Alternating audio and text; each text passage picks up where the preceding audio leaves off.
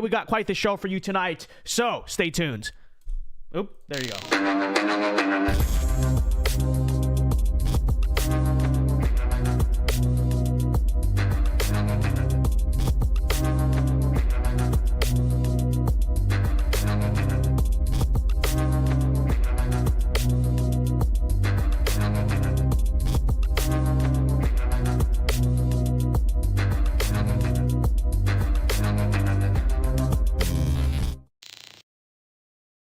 And folks, we are live tonight from the great state of Florida. Happy Labor Day, everyone. It is September 4th, the year of our Lord 2023. I think this is actually the first stream we have done in the month of September. And I am your Galaxy Brain host, Vince Dow.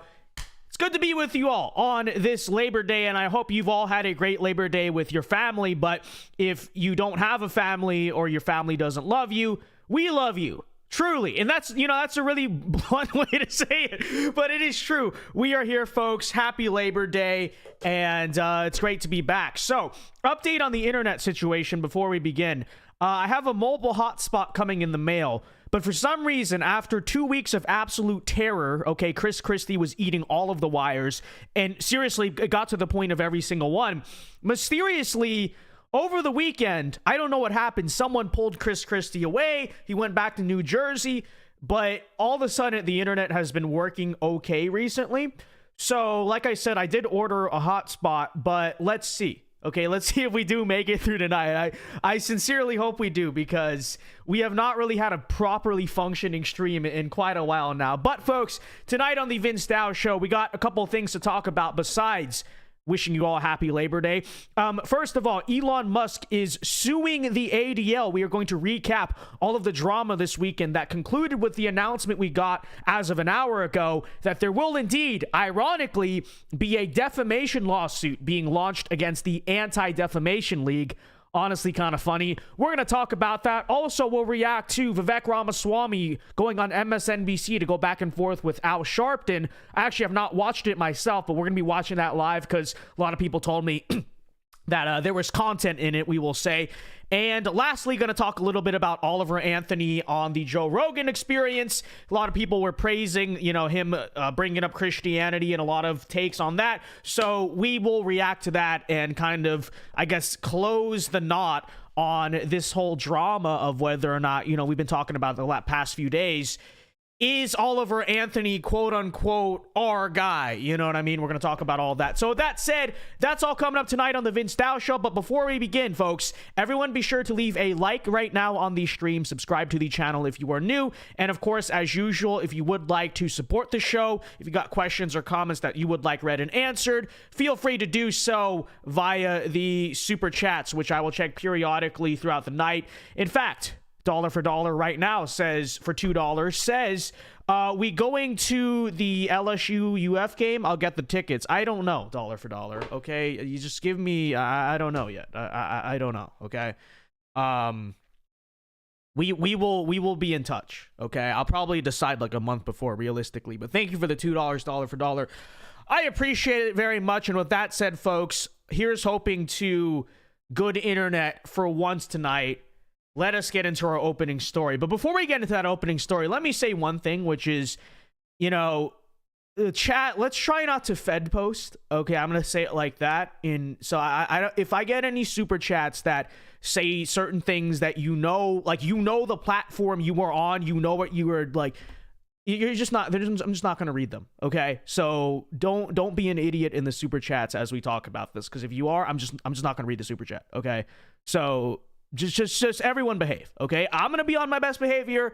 I expect everyone else to be on their best behavior as we talk about this. But with that said, ladies and gentlemen, let's get into our story for tonight, which is the fact that Elon Musk has launched a defamation lawsuit against the ADL, the Anti-Defamation League, which is, of course, ironic given the name. So if you haven't heard, over the past weekend or so, there's been a lot of drama going back and forth where Elon has essentially been accusing the ADL of trying to nuke or censor or whatever Twitter, right? And so you kind of wondered at first, what exactly are they doing? Is it a conspiracy theory? Is he talking out his rear end?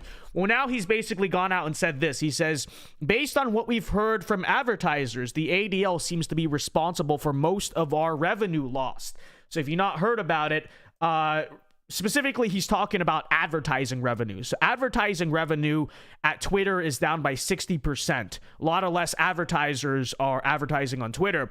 And what Elon has gone out and said, and, you know, in fairness, he is the CEO. He knows what happens on the back end and all of that stuff. As he has said, it is the ADL who's been trying to lead a corporate boycott of Twitter. So they've been going to all the companies that advertise on Twitter and saying, hey, you know, Twitter platforms hate speech. Twitter platforms, quote unquote, anti-Semitism. So don't advertise on Twitter, right? And so this is what he goes on to say, giving the maximum benefit of the doubt. I don't see any scenario where they're responsible for less than 10% of the value destruction. So approximately $4 billion. Document discovery of all communications between the ADL and advertisers will tell us the full story.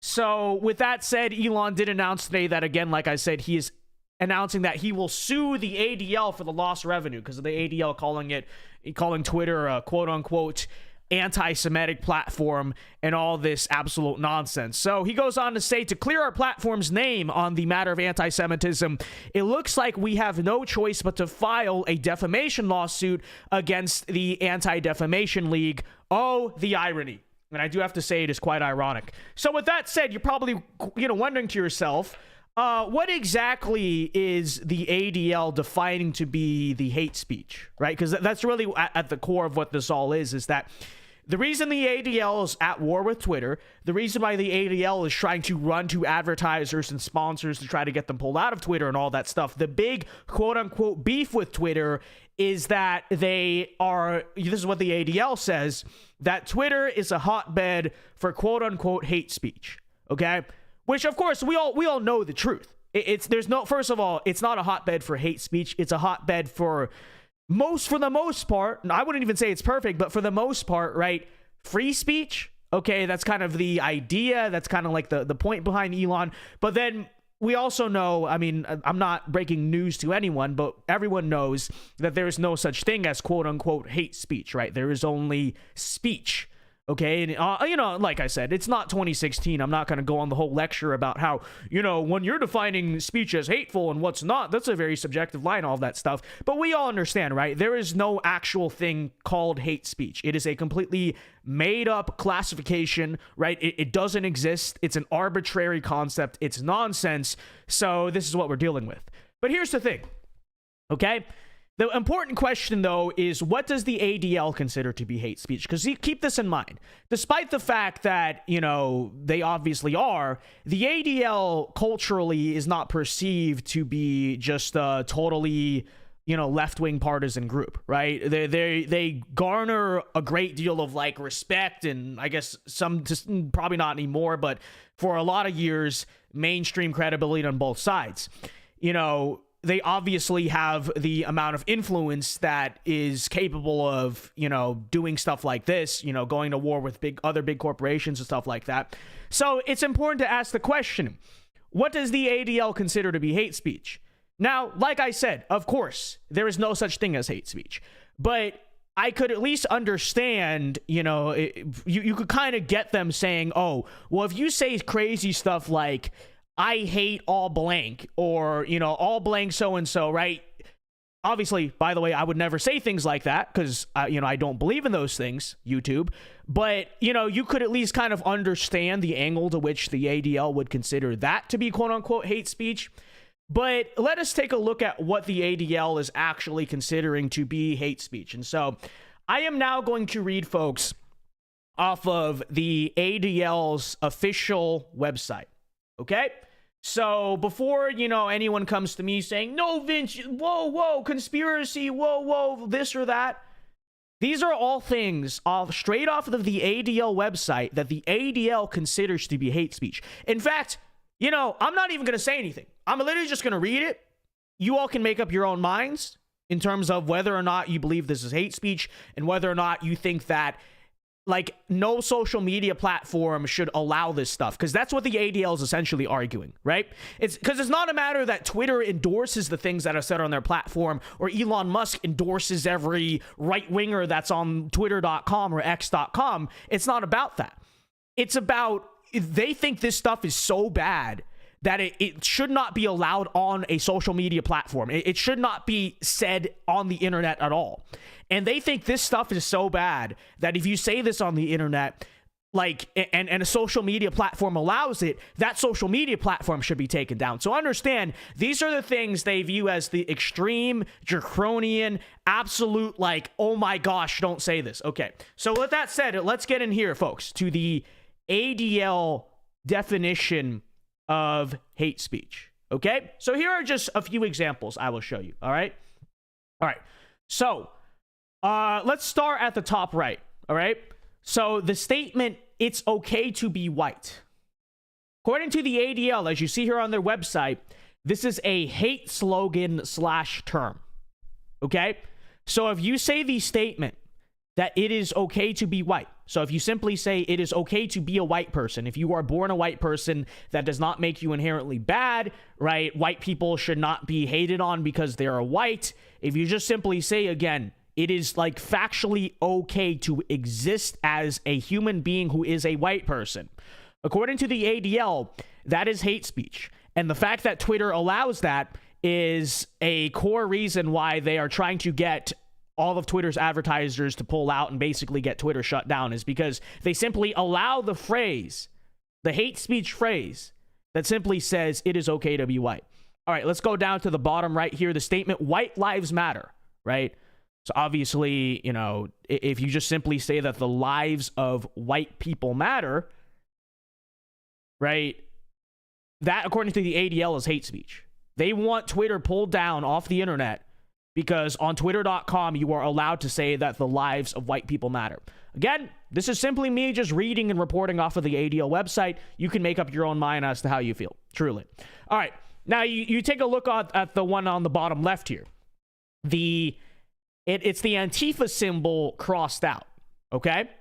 So if you simply disagree with Antifa, if you don't think Antifa is a good thing, which is all the symbol says, right? It's just crossing out Antifa. Hey, we don't like Antifa. No to Antifa. That is a general hate symbol. It's not even a specific hate symbol. It's a general hate symbol. So it's just like generally hateful. It's not even, oh, it's hateful when this person uses it or in that no, general hate symbol, okay? So if you disagree with Antifa, aka the left-wing terrorist group that has repeatedly run around San Francisco and the Pacific Northwest, brutalizing people, right? They spent 40 nights in the year 2020 trying to burn down a federal courthouse in Portland with actual people inside. People seem to forget about that. They've repeatedly thrown bricks at people. They've thrown liquid cement. You know, they beat people with sticks and flags and all of that stuff. So if you respond to this violent terrorist organization by simply saying, hey, no to this, we're against this violent terrorist organization. Again, this is according to the ADL. According to the ADL, that is hate speech. That is a general hate symbol. Okay? And then lastly here, you see on your left, the OK hand gesture. This is a racist hand sign. Okay, so if you simply do, folks, according to the ADL, if you simply do the OK emoji on Twitter, this is a racist hand sign. This is hate speech. This is their fundamental big qualm. Okay, couple other examples I have pulled up here. Last one here I have actually is, this is not apparently a formal ADL hate symbol, which is why I took it a little bit less seriously. But they do have an article on their website entitled, as you see here, "The Racist Obsession with South African quote-unquote white genocide." Okay, so obviously, there's a situation in South Africa where the white Boers are being politically and oftentimes beyond politically persecuted there, right? There are thousands of crimes that happen against Boers, especially older people, farmers, and all that stuff every single year. If you watch this channel, you know that we reacted to a few months ago or weeks ago when the minority leader, political leader in South Africa, literally stood at a stadium of hundreds of thousands of people and was chanting K-I-L-L the Boer, KILL, the farmer, right? You remember that video? Okay, so which is obviously disavowed, should be very alarming, should be seen as a very negative thing. It should raise international outrage anywhere, okay? Outrage anywhere, right? So, but if you respond to that by saying, wow, you know, these genocidal calls, which is by definition what they are, right? That's what that video in South Africa is, of the, you know, the guy standing on there chanting that. If you respond to that by condemning it, by disavowing it, according to the ADL, if you say that that minority communist guy in South Africa should not be calling for the KILL-ing of the white-born minority there, that is racist, and that constitutes hate speech, okay? So, you know, there you go. Some other examples include basically, you know, I don't have them pulled up, but they basically think every single number is racist or whatever, right? That's a hate symbol. So, you know, you count like 1 through 100. There's like I think like 25 to 30% of all the numbers from 1 to 100 are constituted in some way as a hate symbol. Someone brought up earlier, I can't confirm this, but someone brought up earlier that the statement, Jesus is Lord, is considered a hateful statement by the ADL. Someone said that in chat, so I don't know if that's true or not. But yeah, so just to give you an idea of this whole lawsuit, if you're kind of unsure the specifics behind it, this is who the ADL is, right? Despite the fact that, like I said, they're generally more respected in society than your average just left-wing partisan group, right? They're seen as like this mainstream arbiter of credibility against the hatefulness and all that stuff.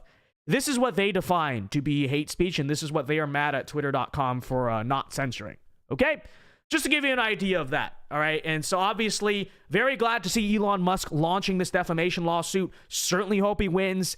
And, you know, the Anti-Defamation League, it is quite funny, right?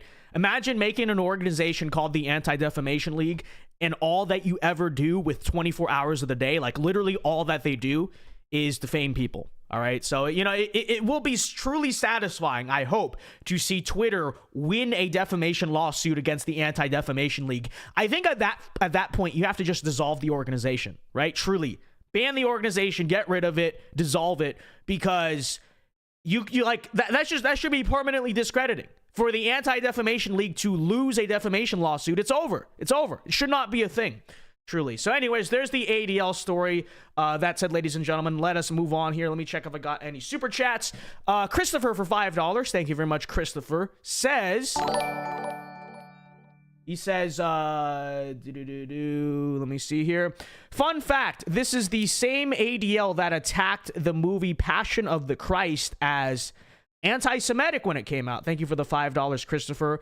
Yeah, so like this is basically what it is, right? According to the ADL, again, I'm not accusing anyone like blanket of anything. I'm just saying, according to the ADL as an organization, as a statement of fact, according to them, Christian beliefs, such as the gospel itself, right?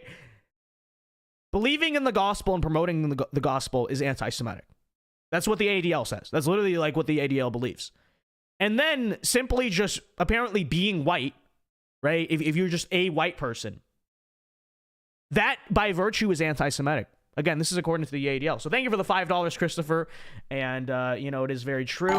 Sheeny Beanie for $2 says, Jesus is Lord. All right, calm down there, Sheeny Beanie. Are you committing hate speech? I think that's hate speech, Sheeny Beanie. Obviously sarcastic. It is true. Jesus is Lord. Thank you for the $2, Sheeny Beanie. I appreciate it.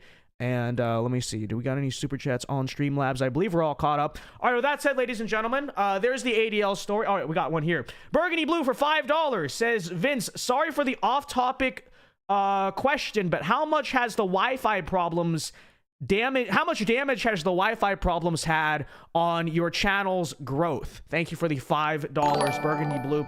I wouldn't say it really has damaged the channel growth, because our primary growth comes from the shorts and the videos. So the fact that we haven't been able to really stream properly doesn't affect that. I would say what it's really damaged is the income, right? Because the streams per hour or whatever definitely make the most money. Obviously, you know, you guys send super chats, you support all that stuff. And the fact that we haven't been able to So I'd really say it's been hurting income much more than it's been hurting growth, but it certainly doesn't help. I remember the other day I had to drive to school. I literally had to drive to my university to upload videos. Okay, I was in the parking lot in my computer posting. I think it was the video about the "Don't Tread on Me" boy. Okay, so insider fact about that: I was in the parking lot of my university posting that video because Chris Christie, like I've been saying, has been eating the Wi-Fi. But like I said, the hotspot's coming, but it's working tonight. God bless. It's working tonight so far.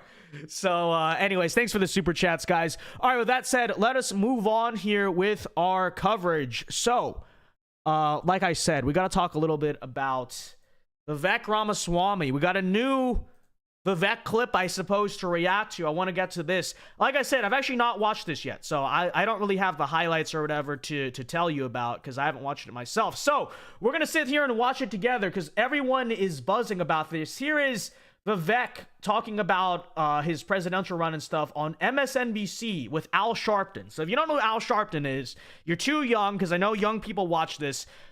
This guy is basically a psychotic, he claims in order to protect from any legal defamation issues, he claims not to be a black nationalist, but when you understand his origins, you kind of understand where he comes from, and then somehow, despite the fact that he has a very radical past with all those types of movements and politics and all that stuff, he somehow has a show on MSNBC.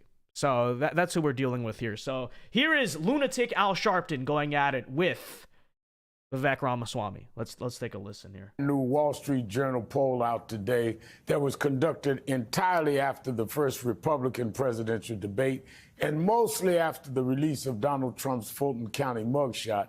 The former president holds a whopping 46-point lead over Florida Governor Ron DeSantis among GOP primary voters. 59 to 13%. My next guest is also somewhere on that list, but with much less support, with 5%. Joining me now is 2024 presidential. This poll is weird, by the way. Look at the poll has Nikki Haley in third place. Interesting. I would not expect that, but whatever. Let's take a listen. Vivek Ramaswamy. First of all, thank you for being here and engaging us in this conversation. I want to start with comments you made repeatedly now, referring to Massachusetts Congresswoman Ayanna Pressley and author Ibram Kendi as, quote, grand wizards of the modern KKK. Now, I understand you differ with both of them politically and probably with me. But as a graduate of Harvard and Yale universities, I believe you must be aware the Ku Klux Klan is not a political party. It's a terrorist organization. Historians view the Klan as the driving force behind lynchings of blacks in the American South, more than 4,000 people murdered from 1877 to 1950. Okay, all right. Okay, so first of all, my interpretation, I think the statement is just supposed to be a gotcha, which is fine, whatever.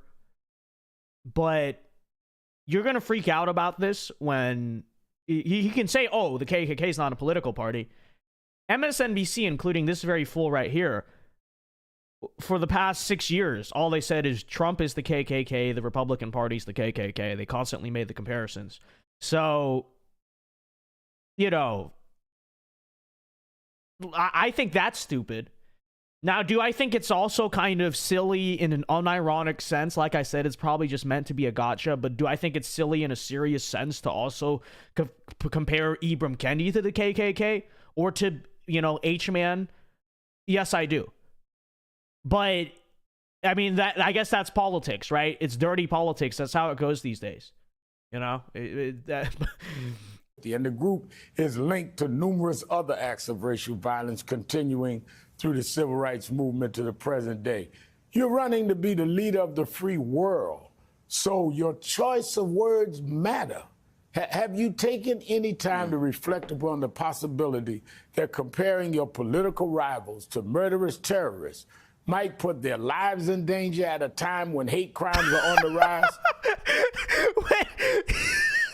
Yeah, you know, you would never want to compare your political opponents to murderous terrorists, right?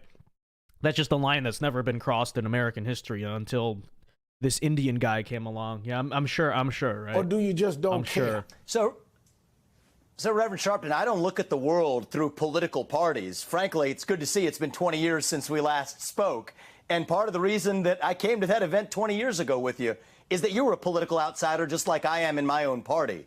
But let me talk about the issue you're actually asking about, which is that, you know, what's toxic about that old worldview of organizations like the KKK, which have been a god-awful stain on our national history, is that they say that your skin color determines what you're allowed to say, what you're allowed to think. To say you have to shut up, sit down, and do as you're told because you're black or brown-skinned. Well, you know what Ayanna Pressley said much more recently is that we don't want any more black faces that don't want to be a black voice. We don't want any more brown faces that don't want to be a brown voice. And so, yes, I do think there are echoes of a historical ugly racism in this country now showing up in new clothing. To say we and don't what I want to lead us to as the next president just a second. is a To say united that we nation do not want where we black don't actually voices, judge each other on the color of our To skin. say that is not going with sheets and burning crosses and lynching people. If she said something you disagree with, the point I'm making, you cannot equate Grand Wizard of the Ku Klux Klan with somebody saying something that you think is a little controversial or a little too far. They literally, you know, oh yeah, they're hypocrites. Oh my gosh, Vince, you're really telling us for the first time. But they do this to Donald Trump all the time. That's what they've compared him to for almost half a decade now, over half a decade now. I really think, like I said, I haven't watched this. I really think Vivek should just kind of own the hypocrisy and point it out and just call it there, because it's there. Beyond that, what can you do with some fool like this? I don't know. Our relatives so Reverend were terrorized by the Ku Klux Klan. I'm trying to get you to understand Sharpton, I know the you're pain intellectually honest. No, he's I not. know you're an intellectually honest guy, and so I will remind you that Hakeem Jeffries drew analogies between Donald Trump and the Ku Klux Klan, and I don't think you had him on pressing him in the same way. So we're drawing analogies here to make a point. He did not call Donald Trump the Grand Dragon of the KKK. He did not call compared Donald Trump an officer of the modern KKK. Let's not change what was said. So Reverend Liberals Sharpton, have though, said I'm that a calling million out times. a double standard and saying that certain people can use certain analogies to make a point. Well, I'm using an analogy to make a point. And the point I'm making is we should stop seeing each other on the basis of our skin color. It was god-awful when the KKK did it. But you know what? We have to learn a lesson in the present that we're creating more racial division in this country. But you when cannot you say if you have black skin, you can only think one thing. You cannot do it being insensitive to our feeling. Like, that's like calling somebody of any kind of group that had a group that were terrorizing. So I agree with you, we need sensitivity. Yeah, because, you know, the left wing never compares the right wing to the KKK, to the Taliban, to, you know, this stuff just has never happened, ever. Not on MSNBC, not in the Democratic Party. It's never happened, of course. I think we need to be very careful about that, and I wanted to raise that with you directly. Let me go to my next point. And I respect that you're willing to have an open conversation. But I want to ask you a country. couple of questions. And one thing, you know, if you talked, you mentioned we talked 20 years ago, and I'm going to get to that, but you should have known 20 years ago. You're not going to out-talk me, so let me ask my question. I'll let you talk, then I'll go back to the next point. Goes both ways, yeah. All right. I'm not going to lie, though. I feel like Vivek's demeanor is not right for this. Because he's trying to basically have a good faith conversation and be respectful. You can't do that with Al Sharpton. I will say, so far, this is one time where I've been like, Vivek's being kind of outclassed in terms of rhetorical strategy. Because he's trying to explain what he means, and Al Sharpton is just doing what he does, talking over him, shouting over him, whatever. Like, if you go on a show like his, especially, you can't have a debate. It's blood sports. It has to be blood sports. So, you know, you got to throw it back. You got to be kind of yelling at him back. And you also just got to make the point, like, Al, hey, you know, what have you said about this or that, right? You just gotta throw it right back at them. Yeah. Is it basically like a ping pong match of no you, no you, no you? It is, but like going on a show like this is blood sports, okay? And Vivek's not treating it like blood sports, you know? It's like watching Mitt Romney debate Barack Obama back in the day, where Mitt is pulling too many punches. Like I said, we still got a lot to watch, but that's what I kind of feel so far, honestly. And people can get mad at that, but I honestly think he needs to be a lot more aggressive against this guy. Because you can't go in Al Sharpton and expect to have like a reasonable discussion, okay? The guy's an idiot. The guy's a fool. And all he's gonna do is scream over you in his freaking pastor voice, you know? So Reverend, whatever. You've spoken out against affirmative action and diversity programs, even though it is a reporting in Axios and elsewhere have produced evidence your own former company has been involved in various DEI and ESG initiatives. Your own companies, DEI, diversity. I would hope we can agree that historically many communities of color have not enjoyed the same socio-economic benefits as white Americans. And many of those disparities persist to this day. What specifically would you do as president to address that problem, keeping in mind your own company got diversity business? Yeah, so I want to be very clear about that. After I stepped down as CEO, precisely to speak my mind freely, the company that I founded went the direction of most companies in corporate America. And I disagree with that decision. But you're asking a more... Correct. That's another stupid question by Al Sharpton. It is. Important question about what are we going to do to ensure equality of opportunity in this country. You're right. We have been an imperfect nation. I've always said it. But we aspire towards perfection. How do we go that next step? I want to make sure kids aren't trapped in the ghetto of a zip code that they happen to be born in. To the contrary, I think every parent deserves to have the opportunity to send their kids to the best possible school. That's why I favor radical school choice in this country. I think it's a mystery, Reverend Sharpton. The very people who will wax eloquent about systemic racism are also the ones who are opposed to educational mobility. That's why I've said shut down the U.S. Department of Education. Use that $80 billion. Put it in the hands of parents so they can actually send their kids to that best possible school they can. That's the actual civil rights issue of our time. So I stand for solutions. I stand for equality of opportunity. But I reject race-based quota systems. I did not go to Harvard, but I know when a question is not answered. I did not ask you about education. I asked you about diversity in business. I asked you about a company you headed getting DEI. How do we deal with here's what I'm against. Wait a minute. Let me ask the question again. How do we deal with... Go for it. Do you guys agree with what I'm saying? I want your genuine take on it. Because I feel like Vivek's actually not handling this well because he's way too much on the back foot. You know? Al is going after him and he's kind of like, no, but actually I believe...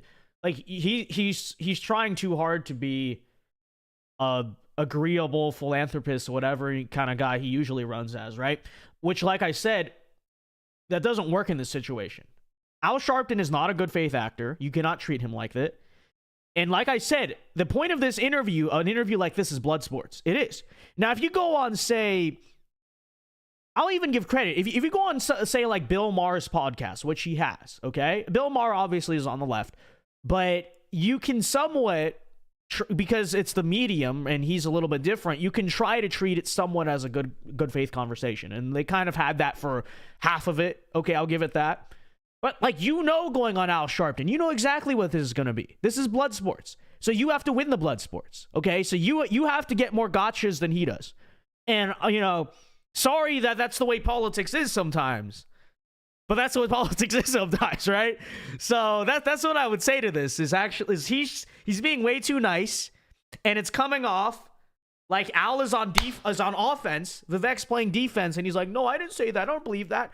Al Sharpton's like, you're a terrible person, and Vivek's like, actually, you know what I said was no. You have to say no, Al. You're a terrible person. Like that's how you have to treat it. You know what I mean?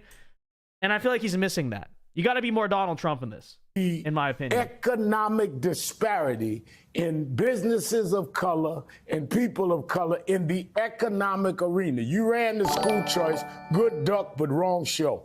Deal with the economic. You're a businessman. It's actually related. You know, I know you're smarter than this to know that education leads to economic prosperity. So there's no Band-Aid. He's not smarter than this, though. By the way, Burchell at the wharf sends $2 Canadian and sends a clown emoji. I don't know what that second emoji is. Oh. All right, Burchell, disavow. People that can't get contracts. We have educated people that have no problem with being educated that can't get contracts. How do you deal with the inequality in how they do business in this country, how they get jobs? That's where the DEI programs come from. So I understand where they come from. I'm against it because it causes us to see one another on the basis of our skin color. I can tell you from personal experience, I have hired, both in businesses I've founded, even in this campaign, people who are black executives who have, I think, been unfairly judged. I put them in those positions because of merit. Other people at the companies and otherwise have seen those people as getting that position because of racial quota systems. All right. That is wrong, no matter whether you're black or white. Many of I think them we were need to go back to because colorblind meritocracy. That's what we need in this country. Well, that's how I've led the companies I've built.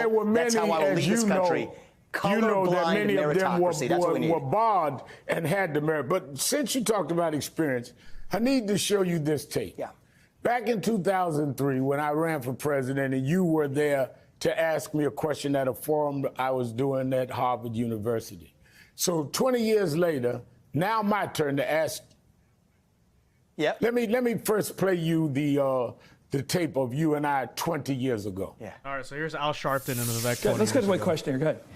Reverend Sharpton, hello. I'm Vivek, and I want to ask you, last week on the show we had Senator Kerry, and this week and the week before we had Senator Edwards. And my question for you is, of all the Democratic candidates out there, why should I vote for the one with the least political experience? Well, you shouldn't, because I have the most political experience.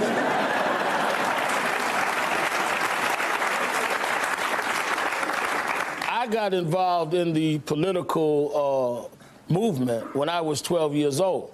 And I've been involved in social policy for the last 30 years. So don't confuse people that have a job with political experience.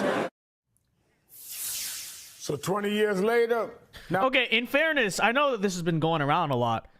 But the thing is, it's a question, okay? He's not saying I would not vote for someone with no political experience. He's just asking the question, why should I? Like, answer the question.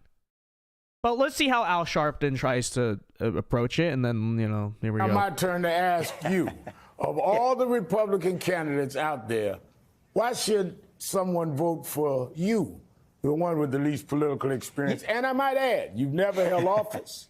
You've only voted twice. That's correct. In the last few elections. You don't even vote regularly. Yes. And you support Donald Trump, who never held office until he was president. Well, you putting a different standard on me, but I won't even make the racial application there. Why should we vote for you? Listen, at the age of 8. See what I'm saying? See what I'm saying? Okay? Like, Al, like, Vivek, why are you being so nice to this guy?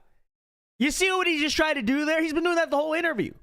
He's literally just trying to dunk on you. It's blood sports. It's internet blood sports, okay? And you're going out here trying to be like, here's my policy. Here's what I really mean. No. You just need to be, like, literally, you need to just bring up Al Sharpton's past comments and say, look, you said this about this and that and that. Like, that's what you need to do in return. You need to be like, well, Al, I don't know what this, I forget the specifics of the crazy stuff Al has said, but I know it's plenty of them. So that's what you just need to do. Like, you just need to scream over him, literally.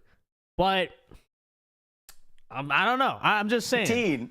At the age of 18, I think you persuaded me on that one, that political experience is not the same as holding office. To tell you the truth, the reason I came out there, and I was intrigued. Can I put out right-wing press that Sharpton converted a young... question. Well, I don't want to take credit for to believe outside of political experience, you know, I'm going to tell you the truth. One of the things, I'll even give you one more for you, okay? You were the only anti-war candidate back then. I was against the Iraq War. As I recall, you were the only anti-war candidate in either party. Well, guess what? tables turn now. I'm the only true anti-war candidate in either political party now when it comes to Ukraine. I believe in America First policies. I think this Ukraine war does not advance American interests. I was the only person with the courage to say that on the Republican debate stage last week. The real war I would take on is the war against the administrative state, the shadow government here at home. I think the people who we elect to run the government, once again, ought to be the people who actually run the government, not the cancerous bureaucrats in Washington, D.C. I'll have a 75% hit. Okay, look.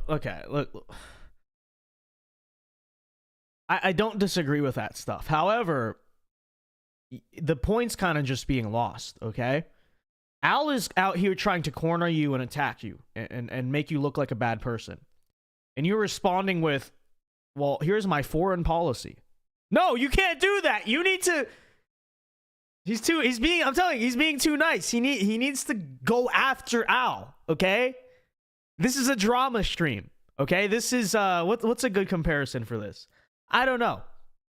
But that's what you got to do. You got to be like reduction Trump. For all of the people who weren't elected in Washington, D.C. So this is a very different vision than you hear amongst traditional Democrats for sure, but even amongst traditional Republicans. I want to shut down the administrative state. I want to declare independence from China.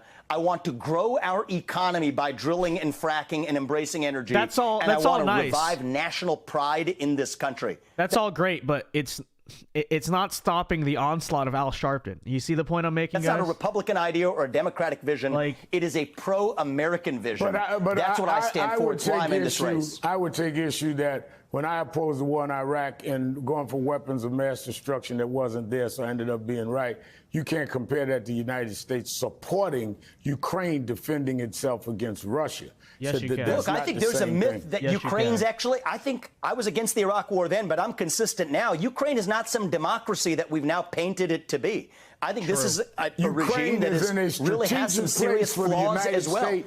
Ukraine is in So I think I respectfully disagree with you. strategic place where I respectfully disagree that I do not think surrounded. that. But all right.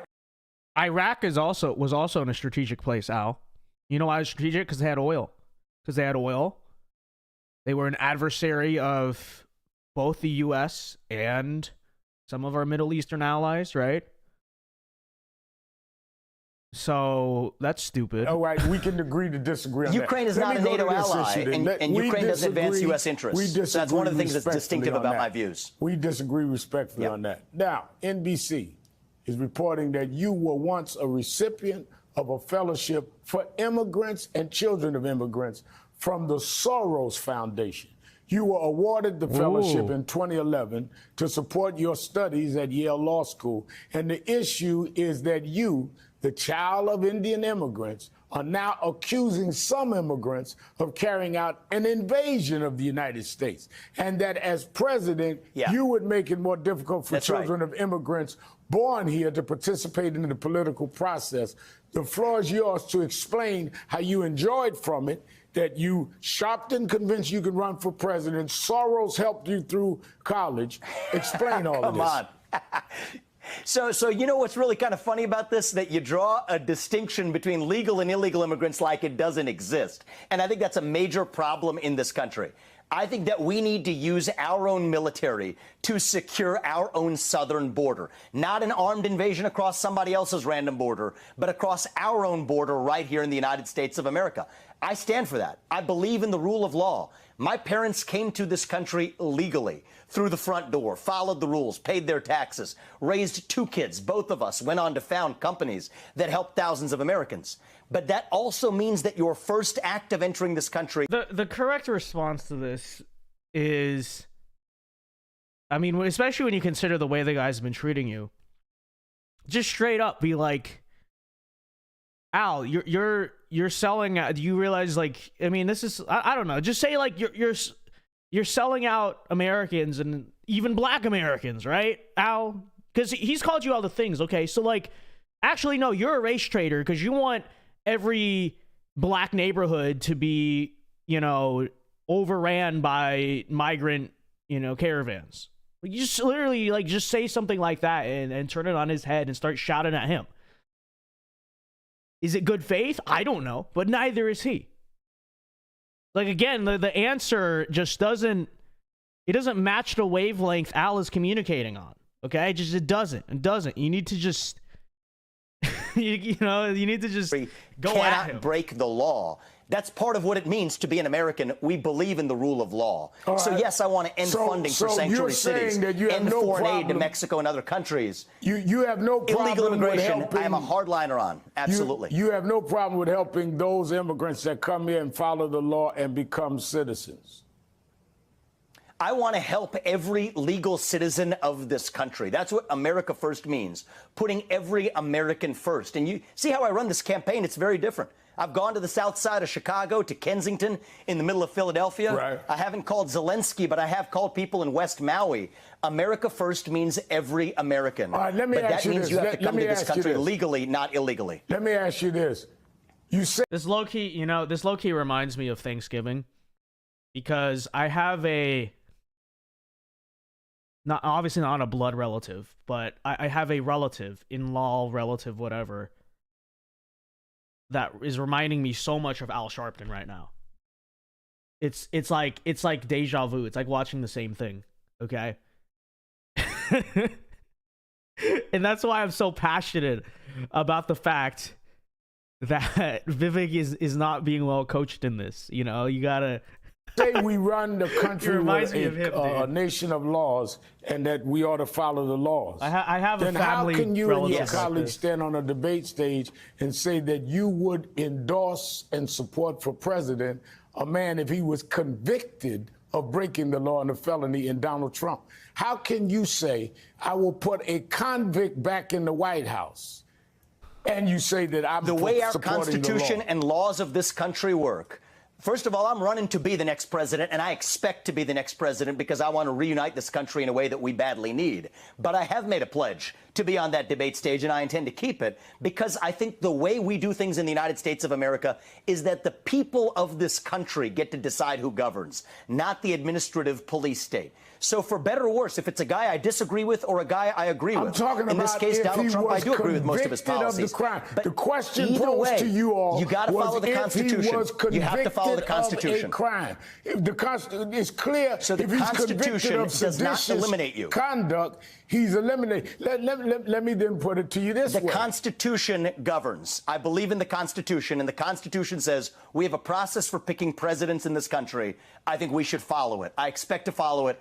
I expect to be the next president. But even if it's not me, I will support anyone who follows that process. If you became president, would you pardon Donald Trump for any of the crimes that he's been indicted for, or if he's convicted? Yes, because Black Lives Matter. So true. On the current facts that we have, he is one of many people that I have identified as someone I would pardon because I do not think that this sets a good precedent for our country, where a party in power uses police force to indict its political opponents in the middle of an election. There are Democrats on that list. Wait a minute. He's got 19 people indicted. They're not running all of them. As sarcastic as the comment I made was, like, in this situation, what is even the argument against saying that? That would actually be kind of funny. That would turn this whole situation around. Be like, yes, Al, I'm going to pardon Trump because, as everyone knows, he is the first black president, and Black Lives Matter for real. Like that, I'm going to be honest. Not saying that that'd be the most professional answer, but yeah. It'd be better than the dynamic currently, honestly. But even before you've heard the evidence, before the trials, you're saying that you would prejudge what is going to come out in trial and commit to pardoning them. That's not Yet correct. You claim that's not correct. I've actually been very clear on this, Reverend. Assuming that the prosecution's statement of the facts in the indictment is the worst version of the facts, then yes, I would. So I waited till I read the indictments cover to cover. In 99% of prosecutions, you and any lawyer will also know this. That's the worst statement of the facts you're going to get for the defense. But it's not all that's going to come out of trial. You and I know that. That's not all that's going to come out of trial. So what I said is assuming, well, I was very clear at the time. I said, I've read the indictment, and assuming these are the worst facts, then yes, on these facts, I will pardon Trump. Just as, by the way, I've said I would pardon Julian Assange, who my best guess, has very different politics than I do, because again, we applied a different standard to Julian Assange. Because when you talk about the law, you've also said that I remember there was the big argument about you saying that people having the right to guns had something to do with slavery. When the Second Amendment was in 1791, slavery didn't end until 1865. I mean, you're this guy's such an idiot. Al Sharpton is just such an idiot. That's what I'm saying. You just have to scream at this guy back, because he's a.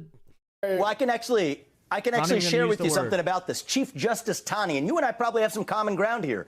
In the Dred Scott case, which said that black people could not be citizens in the U.S., shamefully, the Chief Justice of the Supreme Court gave his argument for why. He said it would allow black people to own guns in this country. That is shameful. Yes, it is part of our history. But just because some people may be for gun control today, we can't sweep that under the rug. They didn't do the Second Amendment to help. Blacks couldn't get guns and fight. There were no, they were not fighting to give blacks guns. And when Taney said that, clearly, so literally, that was the justification in the Dred Scott case for why black people couldn't be citizens. Dred Scott and the first decision was anti-gun not in laws 1791, by the way. But one last thing. It was before the Civil War, as you well know. And I think that we should confront our history. Right. I don't even want to watch the rest of this. it's just stupid. Okay, but anyways, there's 3 minutes left. All right. We could have an open and honest debate about it. It's like That's what makes us stronger as a country. A stupid until argument. the 13th we got to Amendment, acknowledge our history and confront it. Let me ask you one last question. We're out of time. And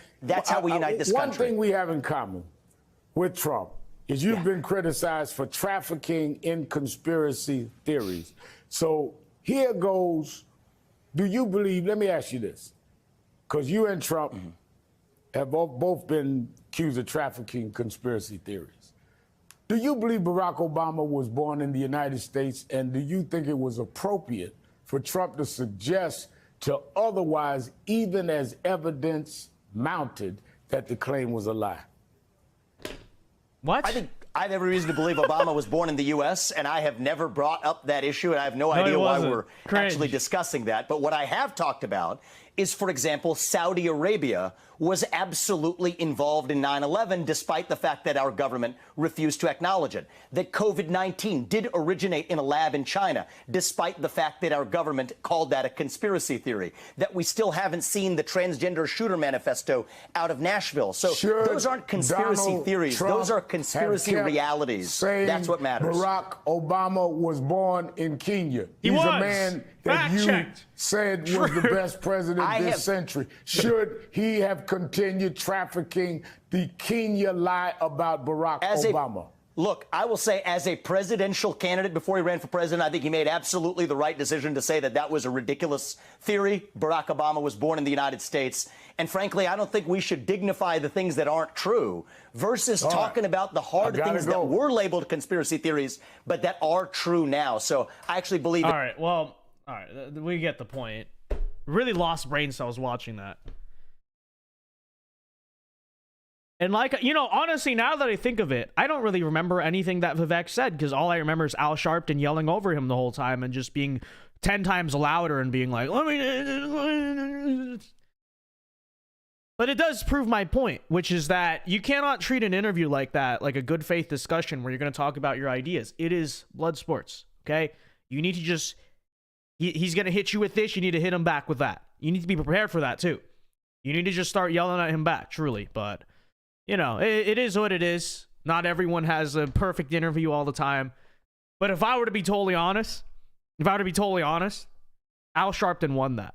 Okay? Not because Al Sharpton is smart. He's not. He has like 3 brain cells. But because he was the loudest person in the room and he was always on offense. And Vivek didn't really know how to answer it. Because, you know, in fairness to him, I guess... on the campaign trail so far, he's not really had to deal with that. You have a little bit of Caitlin Collins, you know, some CNN people. But Al Sharpton's just on a whole nother level of you cannot have a legitimate, like, genuine discussion with this person. And the entire point of even doing that is to just make the other side look stupid. Like, that's how you got to treat someone like Al Sharpton, truly. But like I said, I just completely lost brain cells. Anyways, with that said, ladies and gentlemen, again, if you do want to super chat to support the show tonight, and I will read them periodically, feel free to do so.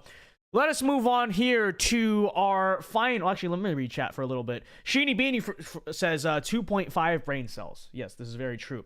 Al, don't talk about my lie, Sharpton. And that's the thing. You have to expect in an interview like this, you know, he's going to bring up all the dirt on you. Like, that shouldn't have been unexpected. You know he's going to talk about the George Soros Foundation thing. You know, especially because it is Al Sharpton, he's going to bring up the question you asked him back in the day and all that. So really, you know, if I were doing this, I would have my team definitely gather me, hey, what's a long list of every bad thing that Al Sharpton has said and done? I will keep this kind of, you know, loaded, and if it immediately devolves into the way we think, I'm busting this out, I'm saying this, I'm saying that, I'm bringing the receipts, and he didn't even make an attempt to do that. And I thought in the end, it kind of made Al win the situation, even though, like I said, Al's an idiot, but he was clearly on offense the whole time. Vivek, even by his like demeanor, you could tell was kind of on defense. You know, he's kind of struggling to figure out how to counter this idiot. That's what you got to do. You got to be more like Trump, you know? The nice guy shtick doesn't always work.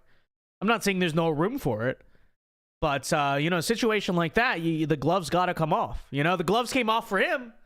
So you got to take them off too. Else you're just going to get pummeled, okay? Because you got 3.5 ounce gloves and he's got bare knuckles. Like, who, figuratively speaking, who wins that fight most of the time? You know?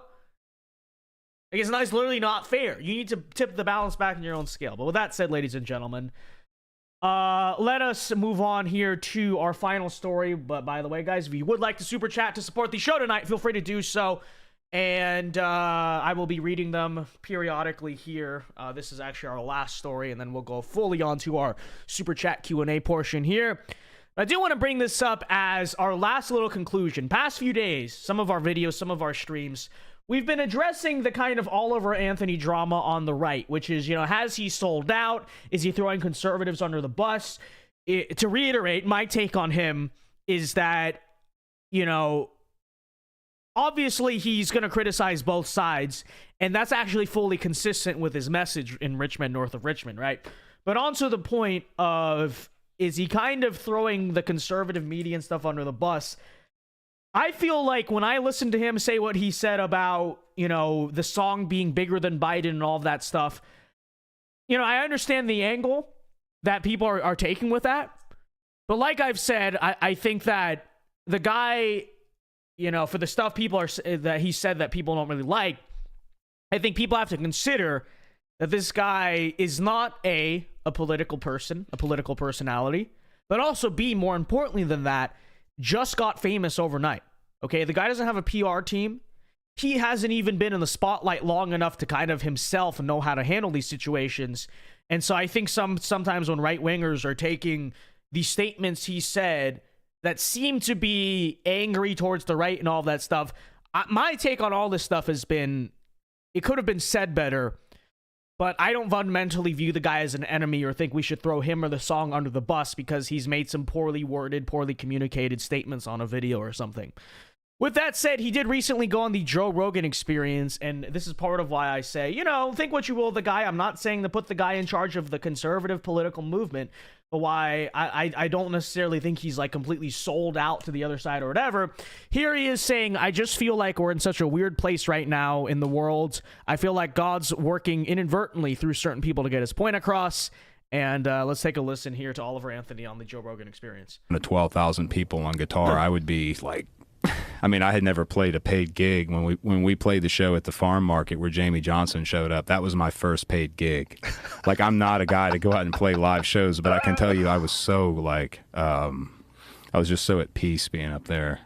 Like, it just felt like that's where I was supposed to be. And with all of this, it has been like, there's no way that Chris from 6 months ago could handle what's gone on the last 2 weeks, but I feel just so empowered from all of it. And I don't know. I'm telling you, like, again, I'm not anybody special, and I'm certainly not here to preach to anybody, but just from coming from somebody who was just in a really fucked up place, like, and I use that word like with discretion, but in this case, it describes like where I was. Like, that guy found a lot of peace, like, from this book and from looking at things in a different way.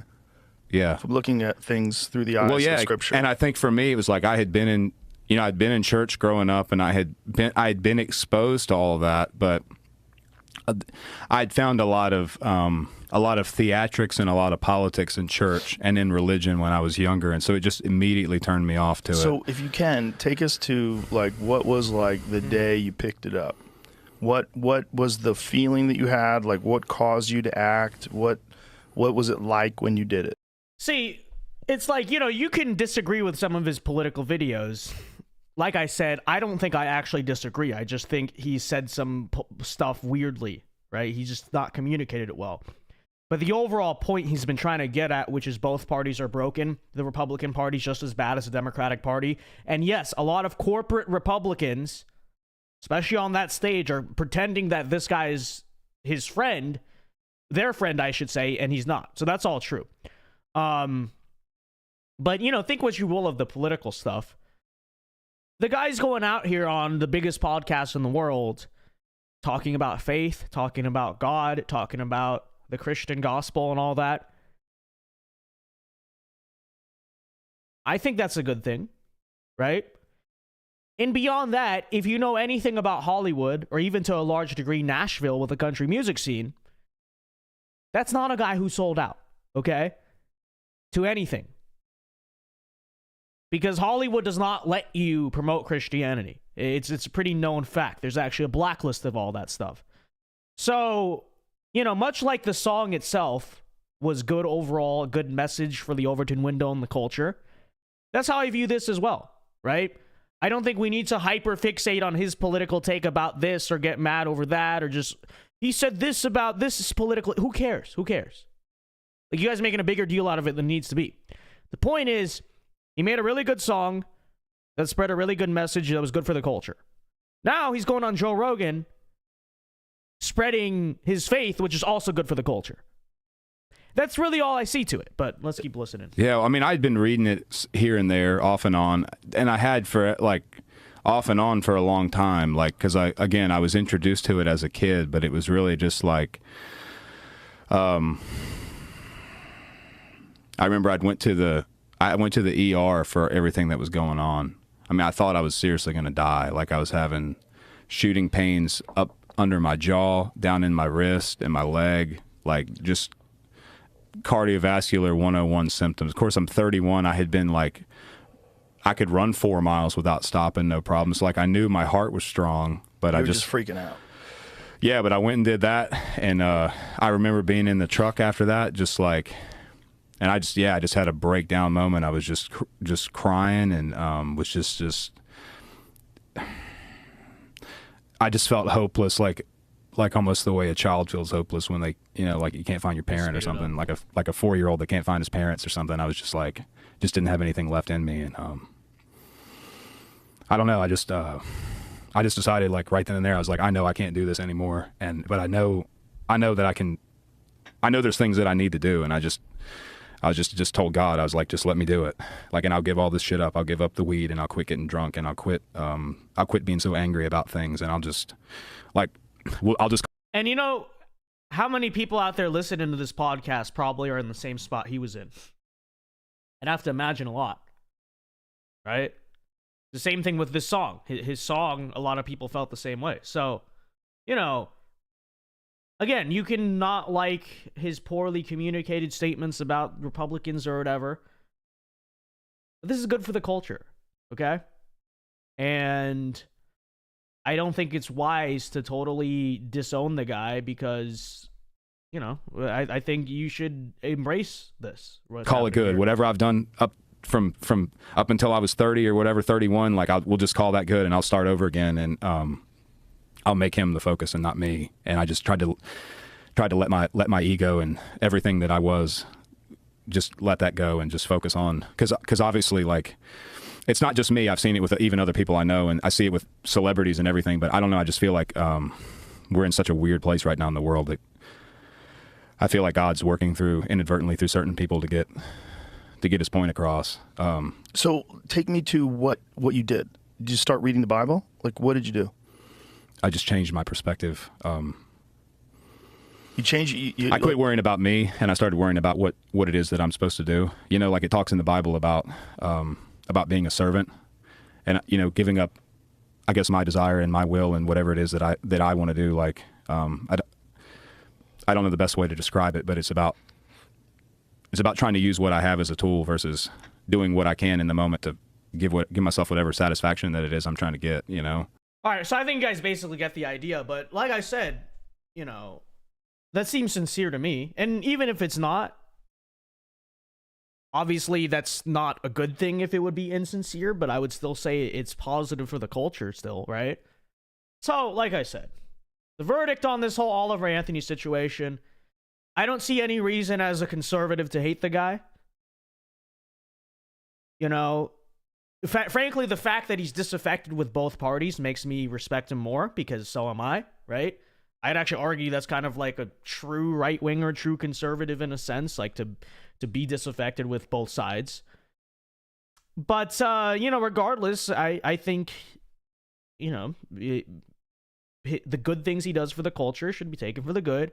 If he says stuff you don't like, then you don't have to agree with him. You probably don't agree with everything I say. I don't agree with everything you say. But this guy is a net positive for the culture. His song was a net positive. This is a net positive.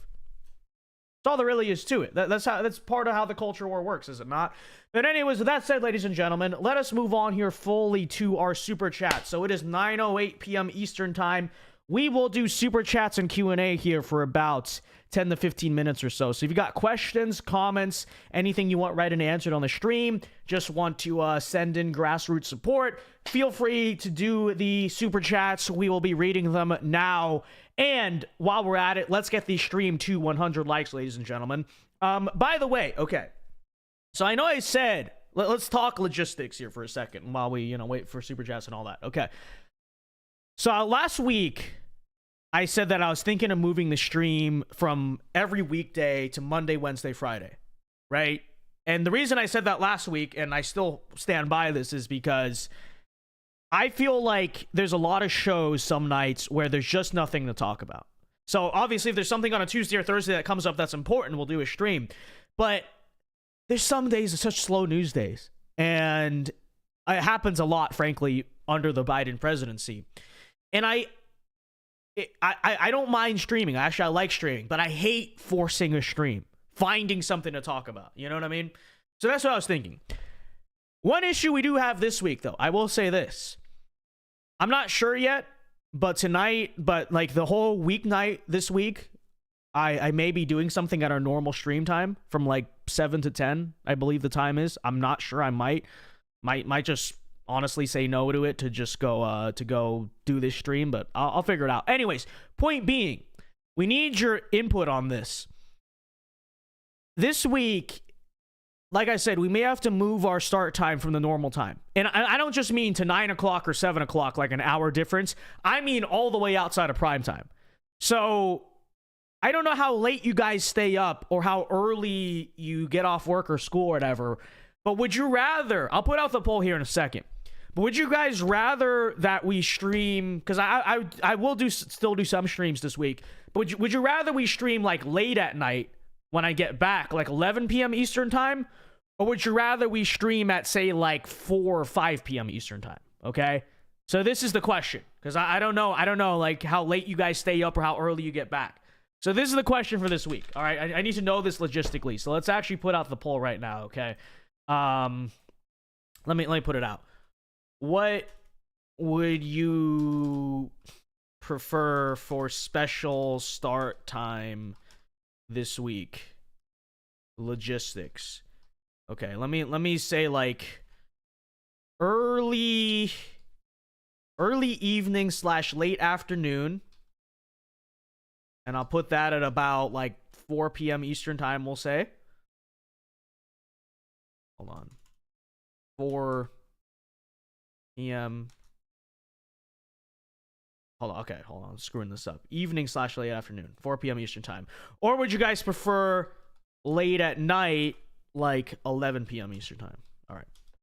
All right, I'm making this poll because, like I said, I don't know. I'm not sure if we're actually going to go through with the thing at school this week I was thinking of doing. So I don't know. But I need your feedback in case we do this. Okay. So let me know. 8 p.m. CST, that's not possible. I told you. It's way out of prime time, okay?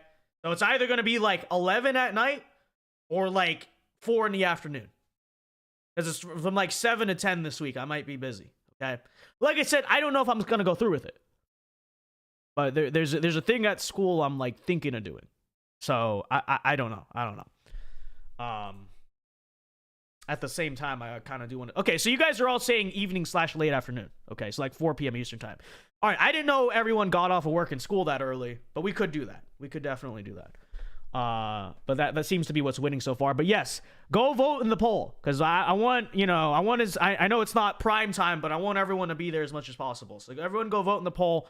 Let me know what you want, and we'll try to figure this out. All right, we'll try to figure this out. But there's the poll. All right, that said, folks, let us move on to our super chat / Q&A portion. So, like I said, you got questions, comments, Q&A you want to send in, feel free to do so via these super chats. And let me read some of our regular chats here.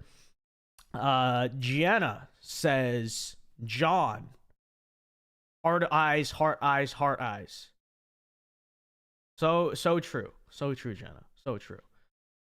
Anyways, let's take a look. Do we have a theological debate going on in chat? Seems to be what is happening. Uh-oh. Dollar for Dollar says what day? Well, probably Wednesday and Friday. Like I said, I want to change the streams now to Wednesday and Friday. Because Monday, Wednesday, Friday. Because it's not a matter of I don't like streaming every night, but like I said, there's just some nights where, like, what are we supposed to talk about? The sky? And here's the thing, is that I can talk about the sky. Okay, I literally go on and talk about anything. But understandably, when there's nothing to talk about, the viewership hurts for it. Like, it does, obviously. And it's like, I feel like the forcing that is not good. I want to just, you know, do it naturally, you know, and have good shows, good viewership, and make the show worth watching. Because there are a lot of things I could talk about. Like, there's a lot of, like, historical topics I could just go and autistically talk about for half an hour. But, you know, it's show business. Like, you got to do stuff people care about, right? So that's why I was thinking of reducing the quantity and going for quality. You know what I'm saying? So I don't know. We'll do it for a couple weeks, see how it goes. But let's see. Omar says 4 p.m. Eastern time is the same time as Candace Owens, but I'll watch you, Vince. I appreciate that, Omar. I appreciate that. Let's go. Thank you, Omar. 5 p.m. CST for sure then. Diecast, I don't think you get the point, okay? What I'm saying, it is either those two times, okay? 5 p.m. Central doesn't work. Neither does 9. This is why I was saying it's like going to be a radical shift from our normal time, okay? Okay? It is either 4 p.m. Eastern time or 11 p.m. There are no other options unless you want us to all stream at like 9 in the morning, which I don't think anyone wants, okay? So vote one or the other, okay? You have to vote one or the other. That's the only options. Okay. Dollar for $2. Thank you very much. Says, read my comment below. All right. He could have just sent it in the super chats, but okay, let's see. What did you say below? I don't see anything below. Oh, golf, here it is. Golf is right wing. Just you and the boys going on an adventure, having fun, and completing quests. It's like colonizing. Thank you for the $2, dollar for dollar. Yeah, golf is absolutely a right wing sport. I don't know anyone who thinks golf is not a right wing thing. In fact, you ever see these videos sometimes of the liberal TikTokers who basically make the argument that golf is bad for the environment? Why do we have all these golf courses when we could be building affordable housing? Which is, of course, ironic because if you know anything about science, you would know that all that green grass and the trees and the bushes, in the water, too, by the way, the water, it actually regulates heat. It regulates microclimate. It brings down climate. That's how grass works. That's how plants work. When they, I think it's transpiration, it's called, right? You know this. This is why your lawn in the morning, if it's grass, it's cooler, right? But have you seen these guys, all these environmentalists who say, we need to tear down all these golf courses and build affordable concrete housing to save the planet? Dorks, for real. But thank you for the $2, dollar for dollar. It is so true. It is so true. 4 p.m. Central is like 4 p.m. Eastern time. It's 3 p.m. Central. Wait, no.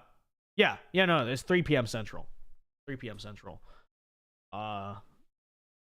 So let us take a look here.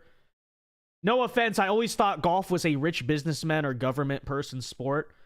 Well, it is true. It's kind of like a wealthier thing to do, but I don't see why that's a bad thing. By virtue, I don't see why that's a bad thing. It's like classy. Yeah, it is true. It is kind of for the upper echelons of society, but you should aspire to be in that position, you know? And before you say, oh, but we don't like the rich people, whatever, perhaps, but it's an old school rich thing to do. It's not like the new wave of billionaires that are like, hey, let's go and do a great reset. It's not one of those things. It's like for a very long time, golfing, and before that, like polo, which is a form of golf, kind of. It's a simple, you hit the ball with the thing. Those are just like traditional things that wealthy people do in the West. You should aspire, I think, in life to be the type of guy who can play golf. I don't think that's anything that's wrong with it. It's classy, and you should aspire to have class. I think. I don't know. Now, I'm not a golf player. I went to a driving range like once, but it is something I'd like to learn, especially older, because I don't know, you might have to be in a position where you got to do a golf game with an investor or a donor or something, and you don't want to look like an idiot. Oh, what, Vince, why do you keep hitting the ball in the sand trap, idiot? Like, you don't want to be out there and then get a quintuple bogey because you just suck at golf, right? So, I think that I encourage everyone, if they need a hobby, one of the things that is worth your time is learning golf, I think. Especially if you're a guy. Girl, not, you can, but it's not a thing, really. But, I think that golf, knowing how to play golf is a useful skill at some moments, President Redacted says stream at 1 a.m. Vince. Okay, that's a great idea, President Redacted. That's what we should do. 1 a.m. What are you talking about, dude? Definitely don't be afraid to have your content transcend politics. History, religion, philosophy. Many of your listeners have the same exact interest and would love to hear a younger man express it. You're not wrong, but that's what this portion of the show is for. That's what the later portion of the Superchats is for. I can't just structure a show around that, because then you get like 20, 30 viewers. So, like I think every other night is a good schedule. Okay, I think it is. You don't want to overload so much content. You want there to be a demand for the content, right? So when I started doing this show, I started doing every night, so that way we drill in, get used to, hey, here, this is a show that's a thing. But now that we're still building, but we have something of an audience, I feel like now it's a good time to say, okay, let's make a little bit of demand. So every other night, right? And then, like I said, if something big happens, like Trump gets arrested again, then we'll do a stream that night. It's not a set schedule. I'm just saying, I feel like the commitment to every night, not only is it kind of just draining, generally speaking, not just because of the stream, but it's just because like I gotta also do videos and shorts and school and everything else. I feel like it's a better schedule. More content, the better. I mean, I understand that. Okay, whatever. Listen. Okay, we're gonna try it for a couple weeks and see how it goes. All right. You could also do a puppet show with more taxidermy animals. Okay, see that's an idea. All right, and we are open to that. Okay. As a fellow Floridian, I can confirm that 1 a.m. is the perfect time for streaming. You're Floridian in Central Time? Dang. This dude's up in the panhandle. All right. Vince about to have the KGB schedule. How's it the KG? Hey, Adam. I've streamed this month. You can't say that. I'm literally just saying every other night to stream. Okay, I'm literally saying every other night. Wow. So such inconsistent content to do 3 streams a week, right? How dare I not do 5 a week? Y'all are trolling, okay? You're just trying to pressure me because you want to see a stream every night. And I'm like, look, we gotta do what we gotta do, okay? The truth is, I don't mind streaming every night. But like half of you don't watch if the stream is boring, which I get. I get it. If it's a slow news day, I wouldn't watch the stream either. I'm just saying I feel like we should pursue quality over quantity. Okay? I'm not saying we're going to stream once a week.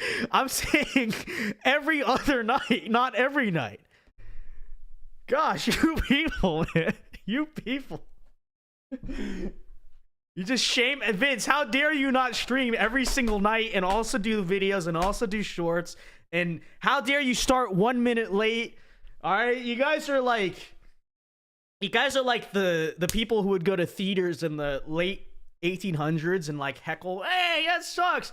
No, you know what you guys are? You guys are the old guys from the Muppets. Okay, you know the old guys in the Muppets that sit up in the and like, oh, like, you know what I'm talking about. You know what I'm talking about, right? The hecklers and the Muppets.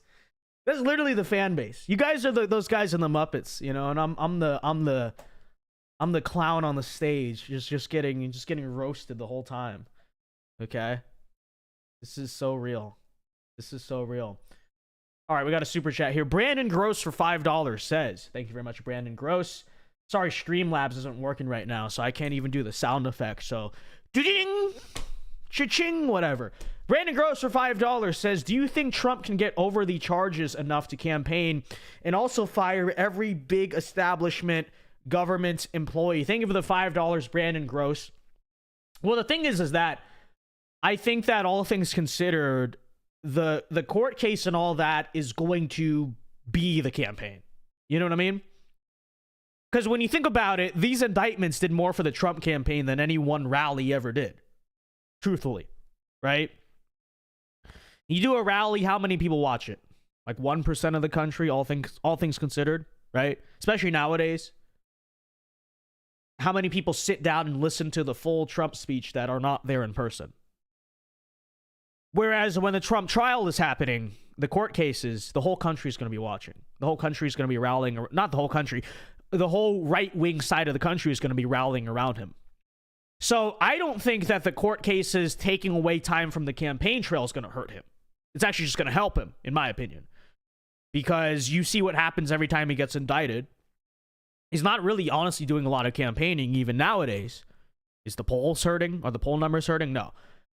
I think the bigger wild card is probably more so how just politically will the court cases being a thing affect the campaign? Because obviously, and I will say this, everyone says, oh, these indictments guarantee Trump's going to win the election. But, you know, even not withholding funny business, right? I don't know if that's true. Because it'll get all of the... It'll definitely help with the base. And you need the base to turn out. So I'm not saying that it's all screwed because of the indictments. But, you know, there are going to be a lot of your independents, right? Your quote-unquote moderates who maybe are more so like, oh, well, I feel like this is all... You know, they're total midwits, but you know how they are. You know how the suburban moderate is. Complete middle IQ person, but they're like...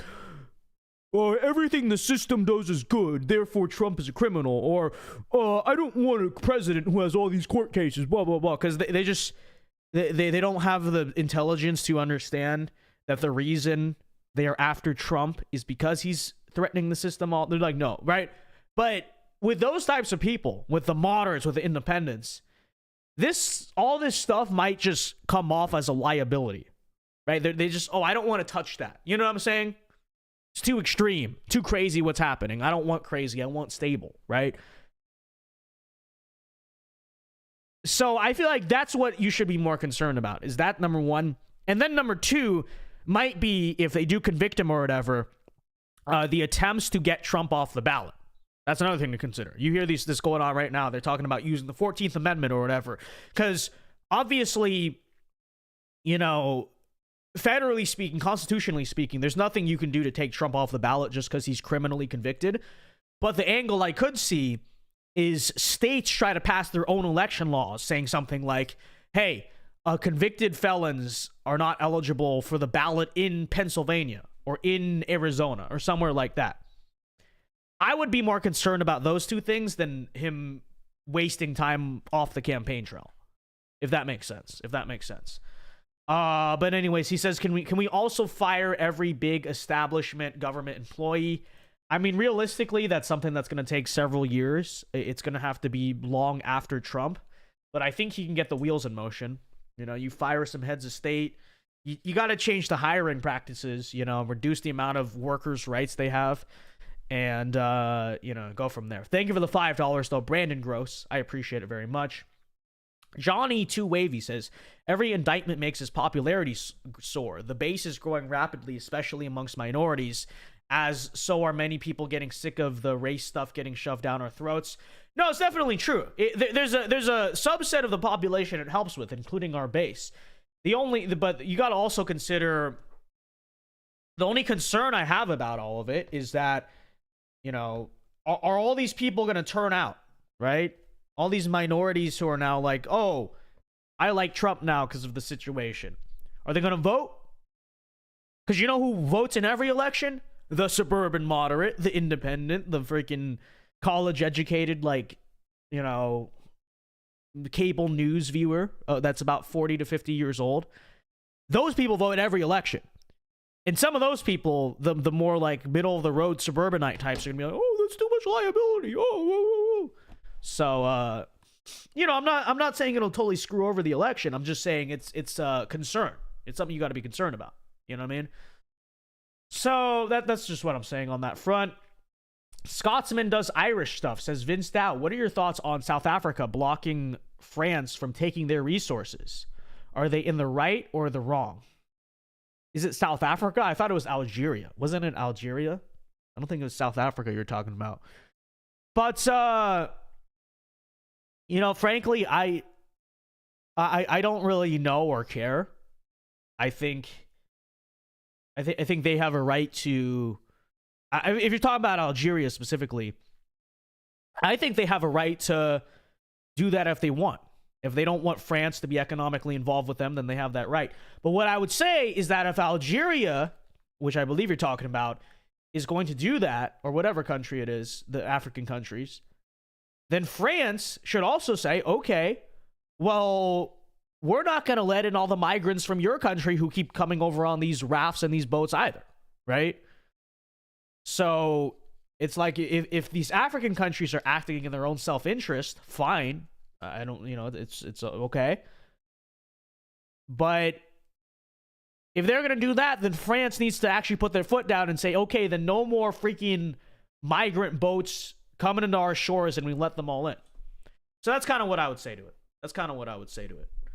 But anyways, folks, all right, we'll end the stream here at about 9:35. So last call for super chats. Any last super chats you want to send in, feel free to do so now. Like I said, we're going to have kind of an erratic streaming schedule this week. So, you know, if you're on the live now, feel free to do the super chat now, because I don't know. So you guys are saying 4 p.m. Eastern. Okay, so you guys want me to do an afternoon streams. Okay, so Wednesday and Friday, and maybe Tuesday and Thursday if important stuff happens, we will be live, FYI, programming alert earlier in the day around 4 p.m. Eastern time, okay?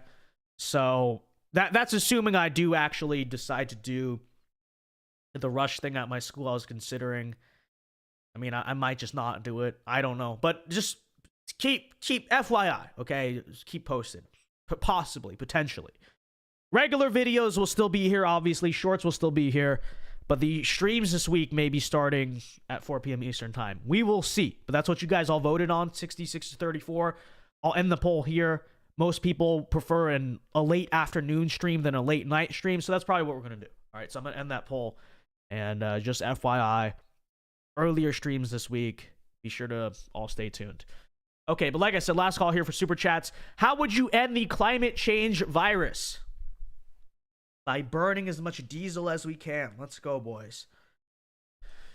No, how, you know, really truthfully, you know, they do this all in the guise of science.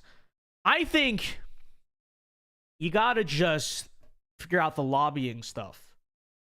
Because this whole climate change thing, it reeks of what everything reeks of in the United States, which is, I don't know where it happened, but if I were to speculate, some type of solar or renewable energy lobby or interest got into the scientific establishment. This is what they do with big pharma and all this stuff. This is why you wonder sometimes with big pharma, it's like, Why is that promoted, but that's discouraged when this is actually good for you and that's bad?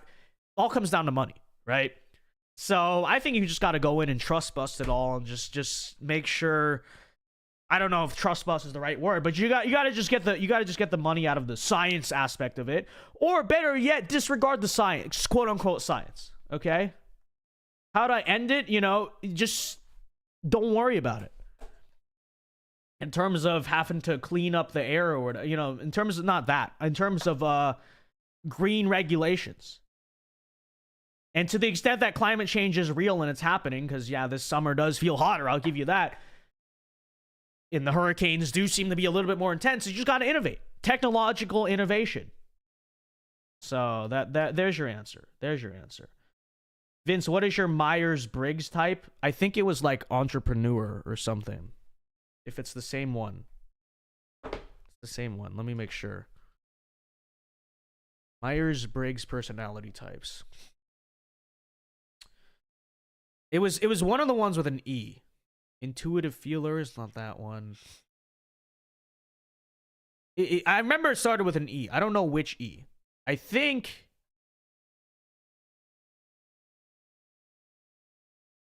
I honestly don't remember. I don't remember. It was one of the ones with an E. And it was something entrepreneurial, something like that. All right, but that said, ladies and gentlemen, if we got no more super chats, I will wrap up the show here tonight. So thank you to everyone who tuned in. Like I said, be tuned in when we stream earlier this week, likely around 4 p.m. Eastern time. Be sure to leave a like on the show before you go. Subscribe to the channel, turn on post notifications, join the channel membership, link down in the description. All that's good stuff. And until next time, folks, Alpha Moves Only. Happy Labor Day, everyone. Have a very good night. God bless. Who's playing, by the way? Hold on. Let's check the score. Clemson versus Duke, okay? You know what? I'm rooting for Clemson. Okay? Actually, I don't know. I don't know if I will. Because I don't want Florida State to be good. Clemson 7, Duke 6. Oh, wow. This is a good game. All right, we're going to tune into that game after we hop off. But until then, folks, Alpha Moves Only. God bless. I don't even know who I'm rooting for in this game, truthfully. You know, I'm going to root for Clemson. Because Clemson, any Clemson fans out there, please take out Florida State. Please. So you can't suck this year. All right? So go Tigers. All right, and peace.